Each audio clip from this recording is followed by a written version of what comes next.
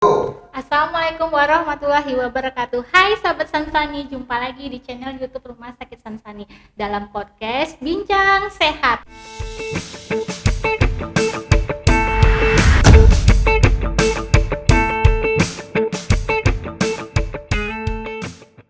Nah, kali ini kita akan ditemani sama Dr. Wiwit SPOG, dokter yang berpraktek di Poliklinik Rumah Sakit Sansani.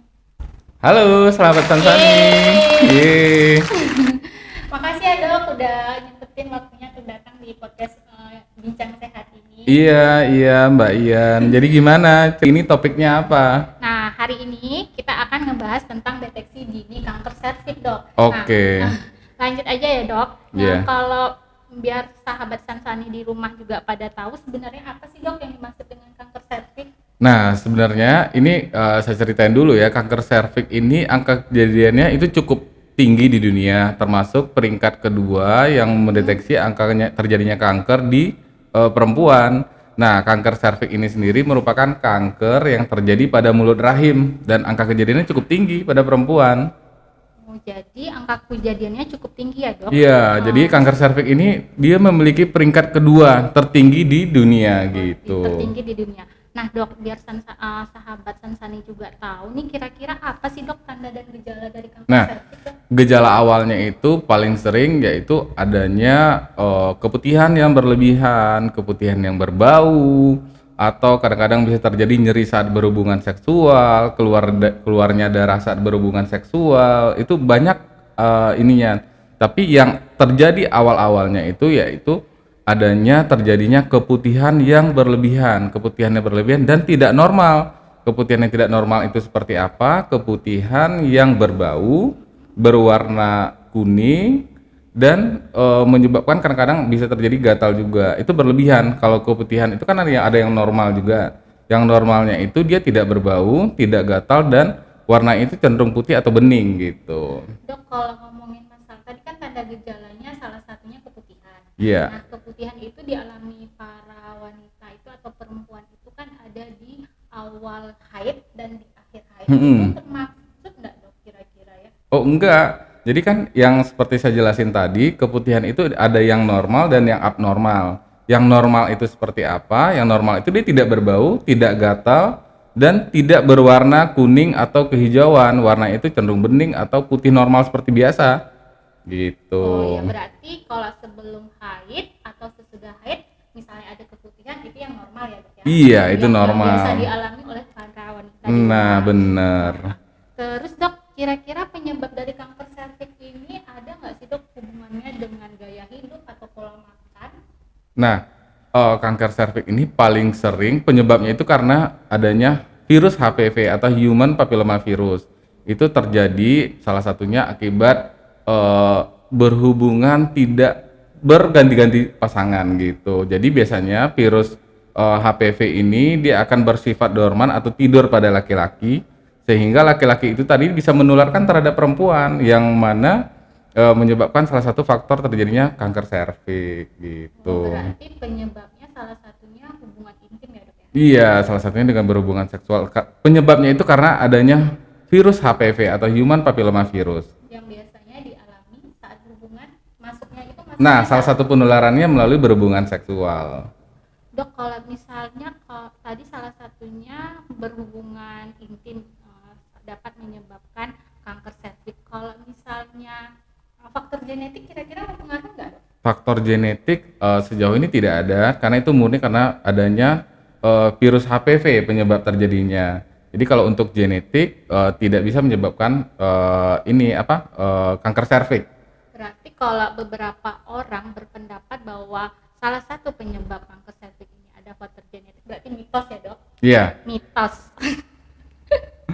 Terus kalau misalnya faktor-faktor yang mempengaruhi kanker serviks ada nggak sih dok, biar di sahabat Sansani di rumah Nah, juga tahu? faktornya itu ya kembali seperti yang saya jelasin tadi, faktornya itu salah satunya karena berhubungan bergonta-ganti pasangan sehingga menimbulkan terjadinya penularan virus HPV terhadap sang perempuan. Nah, perjalanan dari kanker serviks ini sendiri nggak langsung jadi kanker serviks. Dia butuh proses untuk bermutasi bisa sampai 5 tahun dari gejala awal. Nah, cara mendeteksinya dari awal gimana? Jadi diharapkan ibu-ibu yang usia reproduktif atau sudah pernah berhubungan seksual sebelumnya diwajibkan untuk melakukan pap smear minimal sekali 6 bulan. Gunanya apa? Untuk mencegah atau mendeteksi dini terjadinya kanker serviks gitu. Berarti deteksi dini itu dapat dilakukan dengan pap smear Iya. salah satunya dan IVA ya dok ya. Iya, IVA test. Jadi dari sana kita bisa dari nanti hasilnya dari pap smear dan IVA itu kita bisa tahu gimana hasil daerah serviks kita ya dok. Iya benar. Jadi dari IVA test atau pap smear tadi kita bisa melihat adanya lesi prakanker atau tidak. Nah, yang perlu diketahui oleh sahabat Sansani, tidak semua keputihan itu menyebabkan kanker serviks. Jadi ada keputihan yang tidak menyebabkan kanker serviks seperti keputihan-keputihan yang normal tadi. Jadi bukan berarti semua keputihan itu dianggap penyebab terjadinya kanker serviks, bukan. Jadi cara mendeteksinya gimana? Kita harus rutin melakukan pap smear atau IVA test terhadap pasien itu sendiri. Kalau misalnya pap smear dan IVA ini ada nggak sih dok jangka waktunya untuk dilakukan pemeriksaan, misalnya kayak seperti setahun sekali atau 5 tahun sekali atau diawali dengan berapa bulan terus dilanjutkan berapa tahun sampai seterusnya? Ya, untuk perempuan usia reproduktif yang sudah menikah atau pernah berhubungan seksual diwajibkan melakukan IVA atau pap smear minimal 6 bulan sekali, 6 atau 1 tahun satu kalinya. Jadi itu cara kita mendeteksi atau mencegah terjadinya kanker serviks. Jadi bagi wanita di luar sana yang mau ngecek gejala kanker serviks bisa menggunakan tes IVA dan apa tadi dok? IVA test. IVA test Iya. dan satu lagi tadi pap smear ya. Iya. Pap smear. Adapun faktor-faktor resiko atau penyebab terjadinya kanker serviks ini bisa karena adanya menikah di usia muda atau kurang dari 20 tahun atau mitra seksual yang multiple atau bergonta-ganti pasangan, terus yang menyebabkan terjadinya infeksi menular seksual, kemudian perilaku merokok dari Merokok bisa juga ya. dari perempuan itu sendiri. Merokok itu bisa membuat mutasi dari organ pembelahan dari sel itu sendiri tidak bagus sehingga terjadi pembelahan menjadi cepat sehingga terjadinya kanker serviks gitu. Jadi metamorfosis atau metastase itu bisa terjadi dalam jangka waktu yang panjang. Iya, jadi dia dari gejala awal sampai menjadi kanker serviks itu butuh waktu sekitar 5 tahun untuk terjadinya kanker serviks. Jadi bagi wanita nih wajib sebenarnya nggak sih dok mengecek melakukan pemeriksaan IVA dan pap smear ini? Iya, wajib. Diwajibkan untuk semua perempuan yang sudah menikah dan pernah berhubungan Ini seksual. berarti kategori yang sudah menikah aja dok. Misalnya sebelum ya nggak boleh ya Iya. dok. Ya kalau belum menikah ya nggak boleh dilakukan pap smear. Iya. Iya dok. Iya, karena perjalanan itu cukup panjang, bisa sampai 5 sampai 10 tahun dia menjadi metamorfosa menjadi kanker serviks gitu. Berarti ke pola makan nggak mempengaruhi ya dok? Misalnya sering makan junk food, soalnya kan Ian suka juga nih dok makan junk food. Nah, salah satu penyebab kanker serviks ini bisa juga terjadinya karena adanya defisiensi vitamin A, vitamin C, dan vitamin E. Itu juga salah satu penyebab terjadinya kanker serviks gitu. Apa sih yang harus dilakukan perempuan untuk mencegah terjadinya kanker serviks ini? Nah, itu bisa dilakukan dengan